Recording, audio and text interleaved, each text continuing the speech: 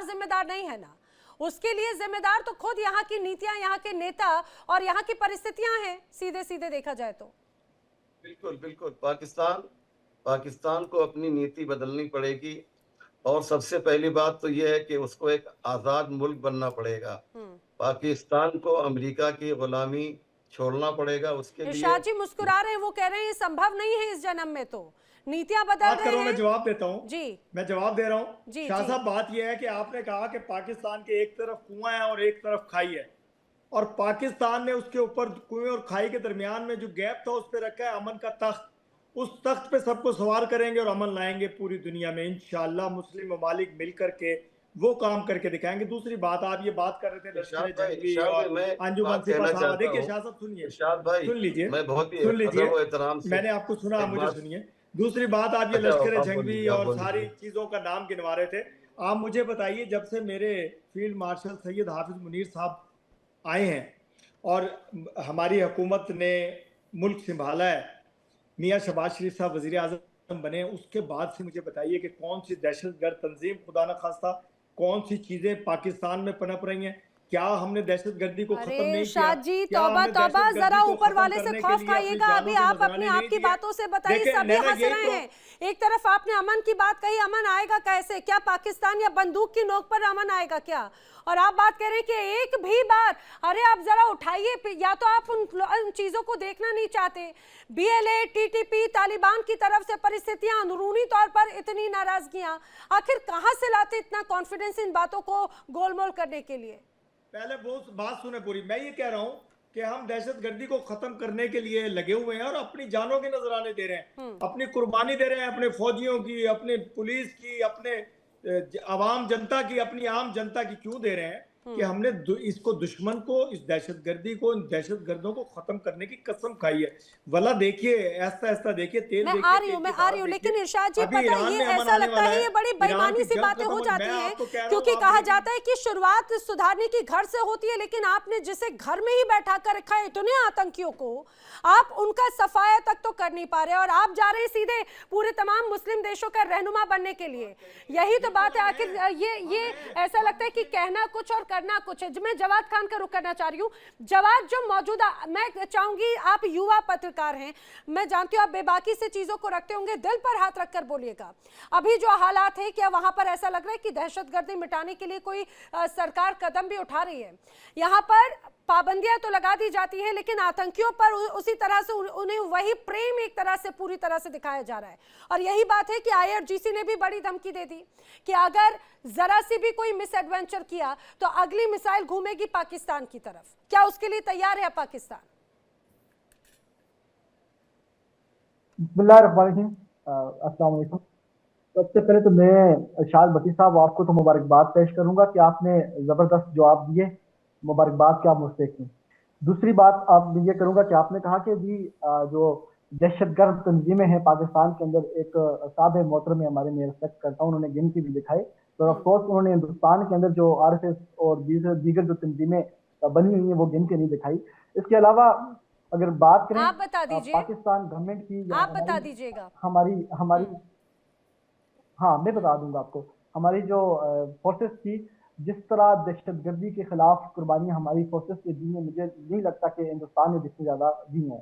और दहशतगर्दी के खिलाफ जितनी पाक आर्मी ने आवाज उठाई या जितनी पाक आर्मी ने कुर्बानियां की हैं और करके दिखाया, वो आप देखें। अब बीएलए की बात करें या तरीके तालिबान की बात करें, तो ये सारा कुछ क्रिया जो होता है वो हिंदुस्तान के लिए, जिसको हमने नाम दिया है फितनतुल हिंदुस्तान, ठीक है, ये सारा कुछ हिंदुस्तान का जो किया करदाया होता है। अभी शाद भट्टी साहब ने जबरदस्त तरीके से उन्होंने बताया कि मोदी जी इजराइल गए, उन्हें जाके फादरलैंड डिक्लेयर करके नहीं आए, बल्कि वहां पर उन्होंने ये जंग छेड़ के आए हैं, जो आग लगाई है वो जाके सारी चीज ये करके आने वाले मोदी जी हैं। जरा इस चीज को भी थोड़ा वाजिया करें आप। जो हमारे भाई थे उन्होंने बड़े जबरदस्त तरीके से वो कह रहे थे कि जी के बड़े गुस्से में आ गए जनरल साहब, जब फर्स्ट अरशद भट्टी साहब ने दिखाया तो जनरल साहब को गुस्सा आ गया और गुस्से में वो कहने लगे कि जी आप इल्जाम लगा रहे हैं, तो आपने इतने बड़े जो इल्जाम पाकिस्तान के ऊपर लगाए बेबुनियाद, तो आपने जरा भी नहीं सोचा कि झूठी बात आप करें अपनी मीडिया के ऊपर। हमारी देखिए, हम रिपोर्ट झूठ की अगर बात करें तो इस टाइम झूठ हिंदुस्तान से बड़ा और हिंदुस्तानी जो गोदी मीडिया से बड़ा कोई भी नहीं बोलता, ये आपने देखा है। और वहाँ के लोग भी मानते हैं, वहाँ के लोग भी मानते हैं। जनरल साहब जरा आगे की तस्वीर, और जनरल साहब ने तो बड़े मजेदार से टीवी पे बैठ के एक चीज की थी कि जनरल आसिम मुनीर साहब अमेरिका में बैठे हुए हैं और ये जंग ईरान के अंदर उन्होंने करवाई। जनरल साहब आपकी वहां तक पहुंच ही नहीं है आसिम मुनीर साहब तक, ठीक है, आप हल्की जरा बात करें। आसिम मुनीर साहब पाकिस्तान में है और वो पाकिस्तान का अर्शद भट्टी साहब ने कहा कि अमन का पैगाम एक minute Naina, let me clarify this. एक मिनट लेट मी क्लैरिफाई। इनको ना तो ये सुनने को तैयार हैं ना समझने को तैयार हैं। इन्होंने अपने मेंटल फैकल्टीज को बंद करके रखा हुआ है। मैंने ये कहा था 12 जून 2025 को असीम मुनीर पाकिस्तान के जो भी हैं उस टाइम पे जो भी थे, वो अमेरिका में थे। जो पहला हमला ईरान पे हुआ है उस समय वो अमेरिका में बैठे हुए थे और 6 दिन वहां पर रहे हैं। आप उठा के देख लेंगे 12 जून से 18 जवाद जून सर की तरफ से जो बात आई थी वो यही थी, और यही बात यहाँ पर बात इसके पहले बशीर जी ने भी कही थी। जवाद की बात पूरी कर लेती हूँ, फिर से रिएक्शन ले रही हूँ जी। एक और बात क्लैरिफाई कर देता हूं कि लड़ाइयां जो होती हैं एक दिन या एक व्यक्ति के बताने से नहीं होती हैं। 2.5-3 महीने से वहां पर लड़ाई के बादल मंडरा रहे थे। 2.5-3 महीने से बिल्डअप चल रहा है। 2.5-3 महीने से वहां पर कोई अब्राहम लिंकन आ रहा है, कोई और जहाज वहां पर आ रहा है। बहुत सर तैयारियां तो बड़े स्तर पर हो रही हैं। ऐसे नहीं होता है कि आप लगातार की जा रही है, घेराबंदी तो लगातार की जा रही है। जवाद आप भी रिपोर्ट्स देखते होंगे। बशीर जी आपकी बात पे कुछ रिएक्ट कर रहे थे उस समय जी। मैं इनकी एक बात को रिफ्यूट करता हूँ कि जी, मैं इनकी बात को रिफ्यूट करता हूँ कि पाकिस्तान दहशतगर्दी में मुलव्वस नहीं है। ये बिल्कुल गलत बात है। पाकिस्तान बहुत much involve in that terrorism, और ये कि एक्सपोर्ट भी करते हैं। मैं जवाद साहब, प्लीज जवाद साहब, अब ये देखिए कि अभी भी एक बात बताइएगा, बशीर जी एक बात बताइएगा। जवाद ने यहाँ पर उन रिपोर्ट्स को कहा कि वो सारे रिपोर्ट्स तो फेल हैं। पाकिस्तान के ह्यूमन राइट कमीशंस की रिपोर्ट हैं जो लगातार ऐसे अलग अलग हिस्सों में बताते हैं किस तरह से यहाँ पर आम जनता का शोषण होता है। बलूचिस्तान में तो कत्लेआम मचा दिया जाता है। सर पाकिस्तान की ह्यूमन राइट कमीशन की रिपोर्ट सही है? यही मैं बता रहा हूँ कि पाला है और अभी तक के इनको पाल रहे हैं। इसमें अब ये होता है कि इनकी हुकूमत जो इरशाद साहब की, इनकी हुकूमत कह रही है कि अब हम नहीं पाल रहे हैं, अब वो इमरान खान सूबे सरहद में पाल रहा है और उसने उनको छोड़ा। यानी आपके पास एक बहुत बड़ी फौज टेररिस्ट की मौजूद है जिसको कभी फौज पालती है, कभी शहबाज शरीफ और कभी इमरान खान। ये इनका है, ये इस बात को डिनाई नहीं कर सकते क्योंकि इन्होंने हर जगह जो है टेररिस्ट को फैलाया। अब मिसाल के तौर से खैबर पख्तूनख्वा में लोगों के घरों में, खास तौर से जो बेल्ट है वाना वगैरह की इस एरिया में जिसे हम आज़ाद ट्राइब्स का कहते हैं, वहाँ पे तो ये घरों के अंदर लोगों ने अपने सहन में कॉर्न, ये मकई वगैरह के प्लांट्स लगाए हुए, ये उसे भी काट देते हैं। रात को अगर कोई मेहमान आ जाए इनके घर में, जी रात को अगर कोई मेहमान आ जाए। बशीर नवेद जी लगातार ऐसी तमाम रिपोर्ट्स को कवर करते रहे हैं, बताते रहे हैं, बड़ी बातें कही हैं। अभी नवीद साहब तो मैं ये गुजारिश करूंगा, जरा ये बताइएगा जो पाकिस्तान के अंदर जो दहशतगर्दी और इसके पीछे कौन है? जी मैं बता रहा हूँ आपको, इसके पीछे भी आपके फोर्सेस का एक हिस्सा है। इसमें ये फोर्सेस आपकी डिवाइडेड है। एक फोर्स वो है जो कि वाकई में चाहती है कि टेररिज्म खत्म करे, लेकिन फौज का एक हिस्सा जो मुशर्रफ और ज़ियाउल हक, आपकी गलतफहमी है, ये आपकी दोगलापन है जो आप इंडियन मीडिया पर बैठकर जो पेड प्रॉक्सीज आपको हम लोग कहते हैं, जो पेड प्रॉक्सीज के तौर पर हम आपको कहते हैं, ये आप लोगों का दोगलापन है। ये गलत मेरा तो लिखा है। भाई मेरी तो नेशनलिटी आपने कैंसिल कर दी, भाई मेरी नेशनलिटी कैंसिल कर दी आपने। अब मैं क्या बताऊं, यहाँ पाकिस्तान में मैं लिख नहीं सकता, दूसरी जगह लिखता रहता हूँ। और मैंने देखिए, मैं आपको बताऊं कि जिस तरीके से आप कि मैं अपने मुल्क का बड़ा वफादार हूँ, मैं अपने मुल्क का बड़ा वफादार हूँ और मुझे बहुत परेशानी होती है कि मेरे मुल्क में हो क्या रहा है। आप देखिए ना कि हमारे तो माँ बाप की, दादा दादी की कब्रें हैं वहां पर, तो हम कैसे मुल्क को इनकार करेंगे? हमें तो आपने उठा के बाहर फेंका ना। हमें वहां पर गद्दारी नहीं की, हमारे मुल्क का दफा नहीं, आप आवाम से गद्दारी कर रहे हैं। आप फौज की आड़ में छुपकर पब्लिक से गद्दारी कर रहे हैं, आप मासेस से गद्दारी कर रहे हैं। आप चाहते हैं कि हमारी फौज जो है वो सारा 60% से ज्यादा रेवेन्यू खा के बैठ जाए, और वो एक टेररिस्ट नहीं हुई क्या? जो पूरे पब्लिक, जी इरशाद साहब बोलिए, लेकिन मुझे बताइए कि टेररिस्ट में अभी भी कोई आला फौजी अफसर पकड़ा क्या? कोई हाई रैंकिंग फौजी अफसर कत्ल हुआ है? कभी नहीं हुआ है। अब गलत बात की है, सही बात सुनिए। अब आप जरूरत रखिए बात सुनने की।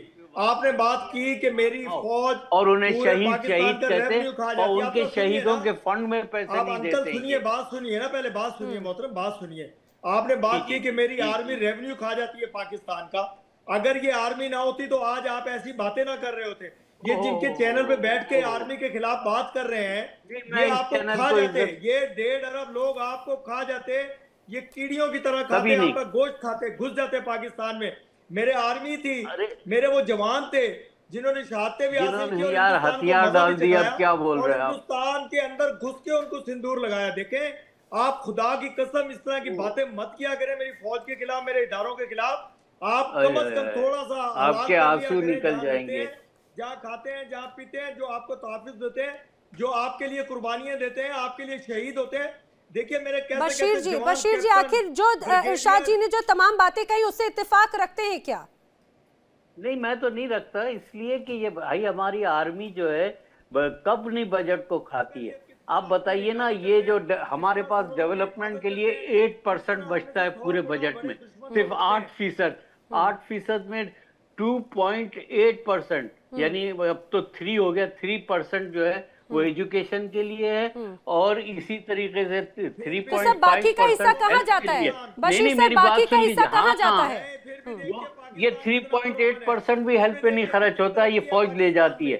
इसमें से एजुकेशन के लिए भी ले जाती है। आप बताइए, फिर भी देखिए 100 गुना बड़े दुश्मन को मता चखाती है मेरी फौज। प्राइवेट कितनी फौज है? को दिए 1.5 अरब लोगों से लड़ते हैं, 1.5 अरब लोगों से लड़ते हैं। अरे इरशाद अहमद जी, बातें करते हैं चंद लोग बैठकर अपनी फौज के खिलाफ। इरशाद अहमद जी सुनिए, जरा तर्कों पे बात कीजिएगा। इरशाद अहमद जी जरा तर्कों पे बात कीजिएगा। आपके लिए 1.5 अरब की भी जरूरत नहीं है, आपके लिए 2 से 3 नाम ही काफी हैं। आपके लिए अजीत डोभाल ही काफी है, आपके लिए अमित शाह ही काफी हैं, आपके लिए हमारे तमाम अधिकारी ही काफी हैं, और फिलहाल इस डिबेट में अनुज माथुर जी ही काफी हैं।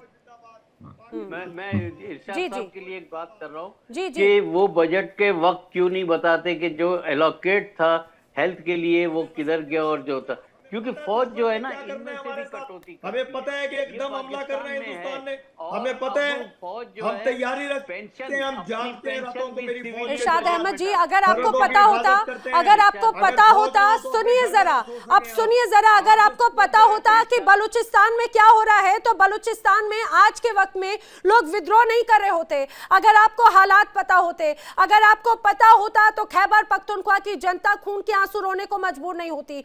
अगर आपको पता होता तो आपके यहाँ कम से कम डेमोक्रेसी स्टैब्लिश हो पाती 80 साल में। और अगर आपको पता होता तो आप अपने एयर स्पेस का इस्तेमाल नहीं करने देते, जो बार बार IRGC की तरफ से बड़े आरोप लगाए गए हैं। जवाब, ईरान ने भी माना, अरे IRGC ने कहा, इरशाद जी आपको पता है, सब आपको पता है, ऐसा लगता है दुनिया का सारा ज्ञान आपको है, बस पूरी दुनिया बेवकूफ है और कुछ नहीं। हर जगह पे, हर महाज पे, यही तो हम कहते हैं कि मीडिया सबको बेवकूफ समझती है। आप सिविलियन बजट में से क्यों फौजियों की पेंशन लेते हैं? आप 30% तो लेते ही हैं बजट का, लेकिन उसके बाद पेंशन भी लेते हैं। ये गंभीर विषय है, और यही वजह है कि इसी वजह से हालात तो ऐसे हो जाते हैं। जवाब, आप जवाब दे रहे थे। आपके कमर्शियल इंस्टीट्यूशंस चल रहे हैं, कमर्शियल इदारे चल रहे हैं फौज के। अच्छा, ये माइक इनका क्लोज करें, मुझे बोलने का मौका दें। जवाब, आज आपके ऑडियो का भी कुछ थोड़ा सा कंसर्न है, वो आपकी आवाज क्लियर नहीं आ रही, आप बोलें जी। देखें, मैं ये कह रहा था कि आपने बड़े मजे से वो कह दिया कि बलूचिस्तान को आपको नहीं पता, बाकी चीजों का नहीं पता। हमें तो सब पता है, हम हैंडल भी कर रहे हैं। हम यही तो कहते हैं कि जो आपकी फोर्सेस, जो आपकी आर्मी असम के अंदर, मणिपुर के अंदर, पंजाब के अंदर, कश्मीर के अंदर लोगों के ऊपर जुल्म कर रही है, उसका आपको नहीं पता। जवाब, आइए कभी हिंदुस्तान आइए, सुनिए, आप कभी हिंदुस्तान आइए, जवाब हिंदुस्तान आइए, मैं आपको बताऊं, सुनिए, आप ये कुछ इक्का दुक्की घटनाओं को लेकर, ये खबरों को पढ़कर आप उसे प्रोपेगेंडा क्रिएट करने की ना कोशिश करें। ये इनको कुछ पता नहीं है। इनके जो DNA है उसमें एंटी इंडिया जो रिटोरिक है उसको शिल करके भर दिया जाता है। ये बात इनको ये सब जानते हैं। कश्मीर की आज हालत क्या है, 1 मिनट प्लीज, प्लीज एक मिनट आप शांत रहें। मैं आप जब बोल रहे थे मैंने कुछ नहीं कहा, आप देखिए, इनको इससे कोई फर्क नहीं पड़ता। आज जो हालत है वहां पे, जिस प्रकार के इलेक्शंस हुए हैं, जिस प्रकार का टर्नआउट हुआ है, वो सारी दुनिया को दिखाई दे रहा है। और इनको पंजाब मणिपुर के बारे में तो बोलने का कोई मुझे लगता है हक ही नहीं है। जिस व्यक्ति ने इनको छठी का दूध याद दिलाया वो सरदार था। तो आप इनको छोड़ दें। नैना, मैं आपको जो बात बता रहा हूं, अभी हम लोग मुद्दे से भटक रहे हैं। मुद्दा ये बिल्कुल साफ है कि जो पाकिस्तान आज की परिस्थिति में है, इनके खुद के रक्षा मंत्रियों ने इस बात को मंजूर किया है कि हम अमेरिका के लिए